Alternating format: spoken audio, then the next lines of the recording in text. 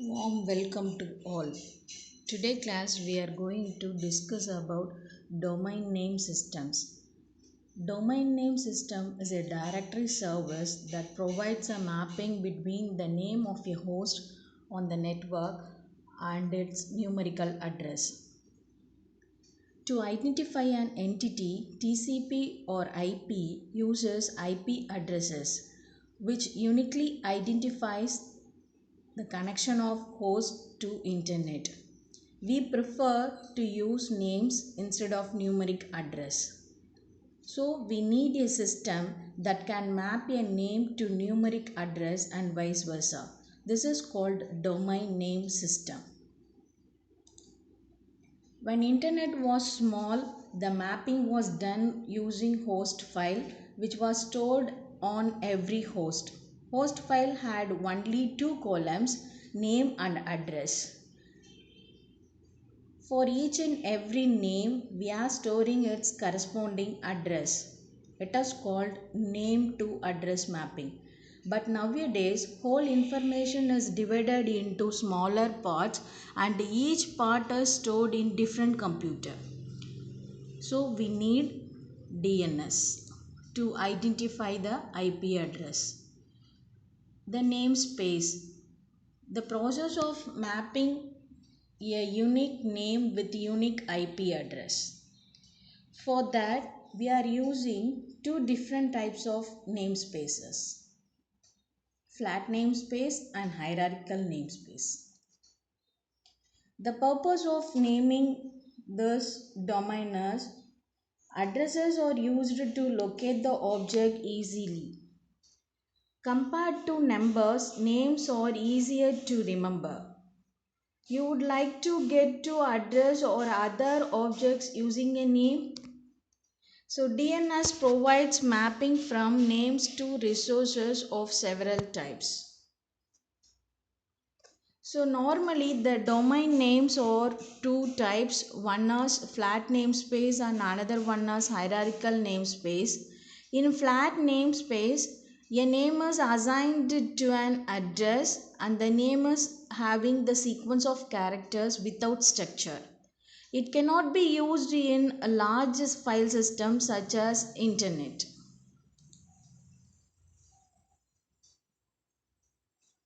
In domain name systems, we are using an inverted tree structures. So that's why the root doesn't have any label and all other lowest hierarchical levels having some labels. So here we are seeing some examples: challenges.adc.fhda.edu. So this is the domain name. For that, first we have to remove the label of challengers, then ATC, then FHDA, then EDU.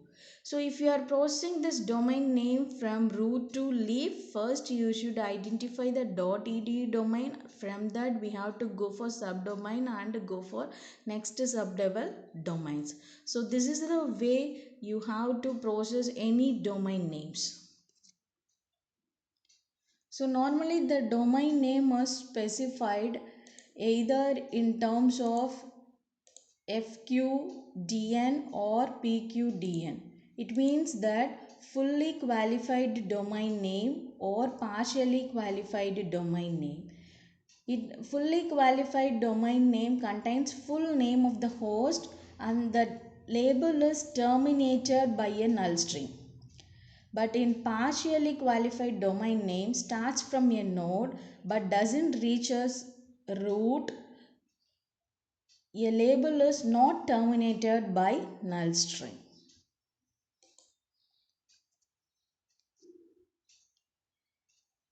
So this is the diagram, shows how the namespace are classified or distributed in internet.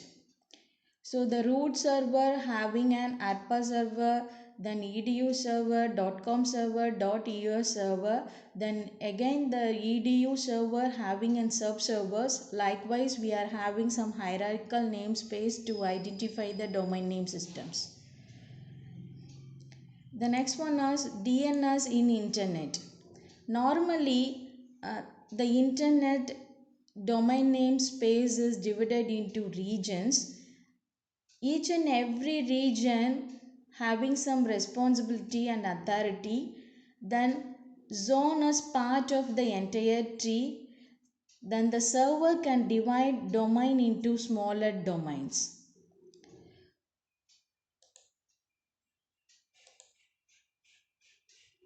DNS is a protocol that can be used in different platforms. In the internet, DNS tree is divided into three different sections.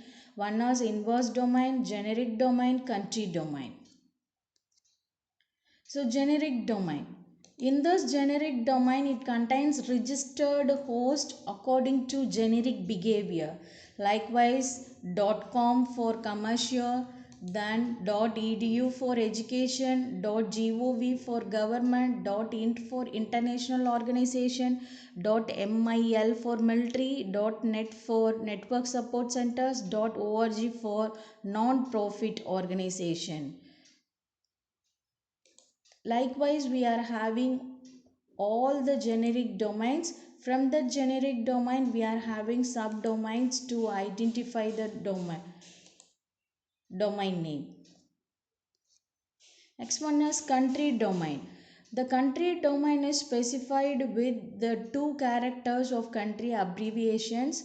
For example, .ae is in America, then .fr for France, then .zw for Zimbabwe. So likewise, we are having and different country names with the two letters abbreviations. The next one is inverse domain. So used to map an address to the name. When the server received a request from a client to do a task, it performs an inverse task. It means that it starts from the IP address, then we can go for your root level. So the diagram shows that how the operation is performed in inverse domain. In normal domain names system, we are going to convert your domain name into IP address for identifying the server, but here it is in reverse. The next is DNS operation. How the DNS resolves your host name into IP address. The user passes the host name to the file transfer client. Then the file transfer client passes the host name to the DNS client. Then each computer, after being booted, knows the address of one DNS server. The DNS client sends the message to the corresponding DNS server with the query for to identifying the IP address. The DNS server responds with the IP address of desired file transfer server. The DNS server passes the IP address to the FTP client. Then FTP client now uses the received IP address to access the file transfer server. So this is the way the DNS performs its operation. The FTP supports for DNS operations. The next one, domain namespace. So already we have seen the domain namespace is splitted into two ways. One is flat and another one is hierarchical. The hierarchical is made up of different levels, that is in top level, then then domain levels, then again. So likewise we have to categorize and resolve the domain name queries. So in this type of hierarchical, we are having an 128 levels. It starts from 0 to 127 and it resolves the name one by one. So this is the way the domain name system works to find the corresponding IP address. The next topic is cryptographic algorithm. For this cryptographic algorithm, first we are going to discuss about the word cryptography. So it is a practice or study of techniques for securing communication and data in presence of adversaries. So cryptographic is we are going to convert your plain text into ciphertext. That is an cryptographic techniques. In cryptography is broadly classified into two categories. One is symmetric key cryptography and next one is asymmetric key cryptography. In the symmetric key, again it is classified to classical and modern. In classical we are having a transposition, substitution, and modern cryptography we are having stream and block cipher. We will discuss one by one. Two main encryption types, one is symmetric and asymmetric. Symmetric in the sense same. So same key is used for both encryption and decryption. And asymmetric in the sense we have to use different key for encryption and decryption. Example, public key encryption such as RSA.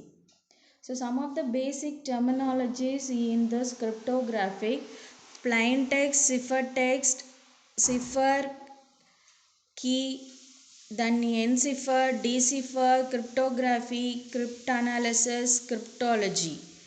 Plain text is the original message, cipher text coded message. Then cipher is the algorithm for transforming plain text to cipher. Then key, it is the information used cipher known only to sender or receiver. Then encipher, converting your plain text into cipher text. Then decipher, recovering cipher text from plain text. Cryptography is the study of encryption principles or methods. Then cryptanalysis is the study of this encryption. Then cryptology, field of both cryptography and cryptanalysis.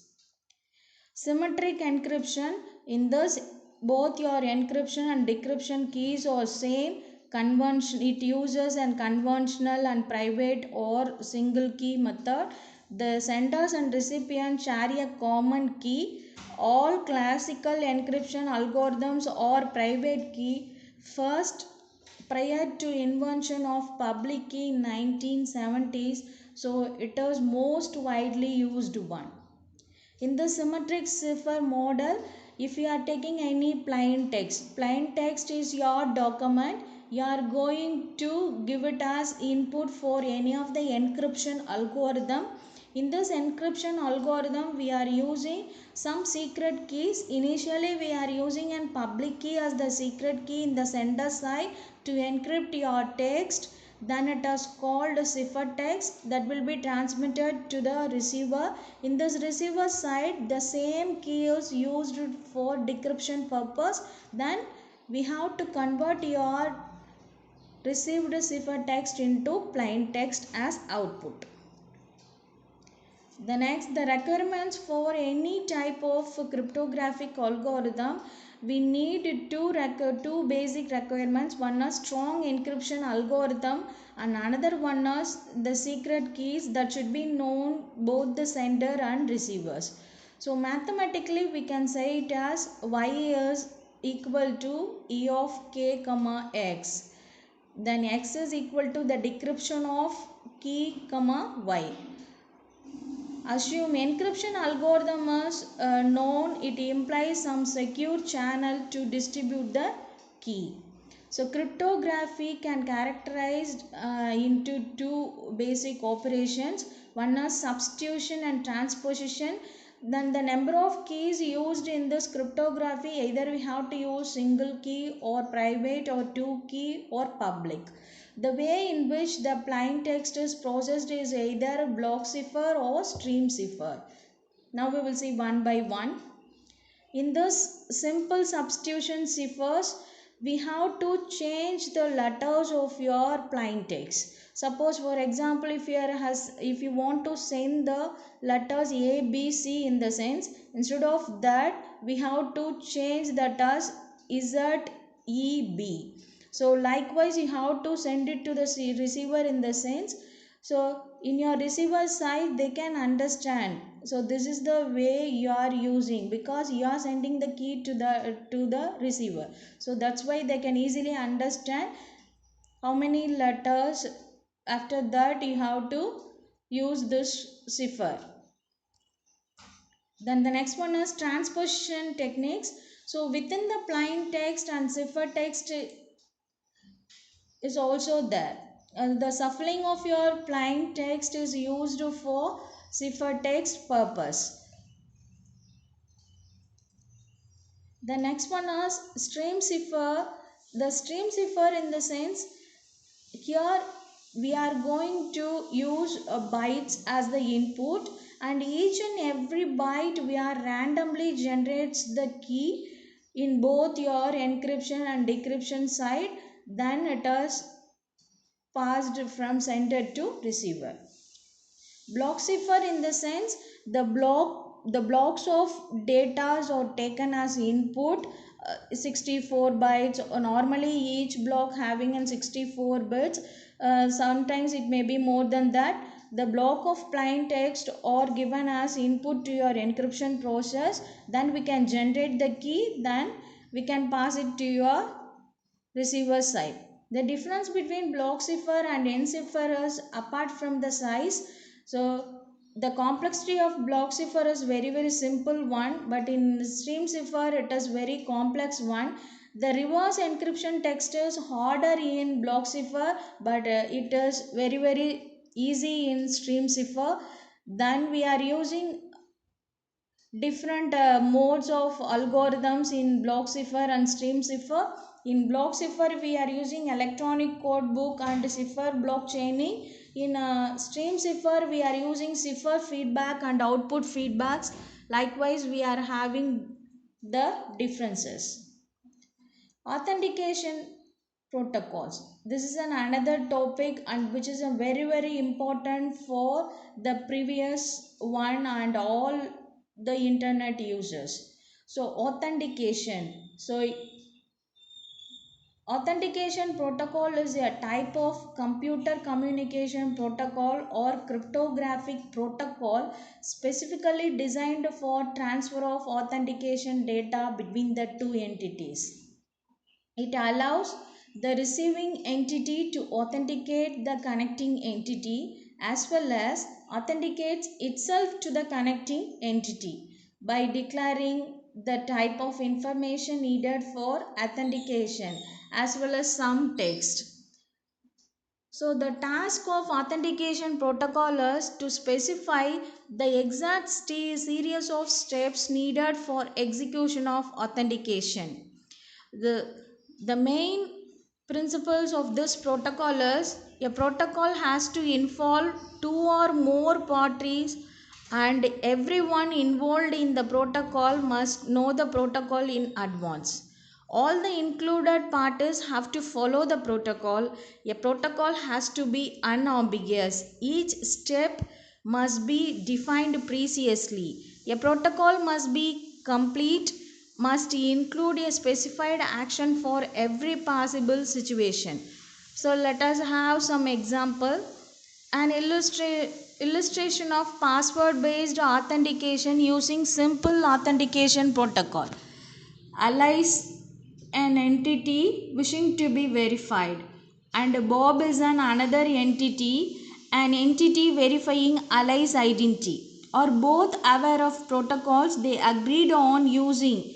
Bob has Alice's password stored in a database for comparison. Alice sends Bob her password in a packet complying with the protocol rules. Bob checks the received password against the one stored in his database. Then he sends a packet saying authentication successful or failed based on the results of the comparison. We are having two protocols in that, one is POP and another one is SAP. So POP is a password authentication protocol, SAP is a challenge handshake authentication protocol. So POP is a two-way handshake protocols. So the authenticates only starts at the starting of the session itself, sends the password in clear text to that receiver. But in SAP, each and every authenticates at the start of the session, and throughout the duration also the password is in encrypted form only. So the password is encrypted using an hashing techniques, and that should be compared to that server. So initially in your SAP we can log on to your server and we are getting some challenges. So challenges in the sense you should authenticate, you are the authentic to ensure that you are the authenticated person. Then the encrypted value is sent to that server, then the server decrypts your authentication, then it will verify with its database, then give the response as authentication failed or successful one. So then only we can access the corresponding servers. Thank you.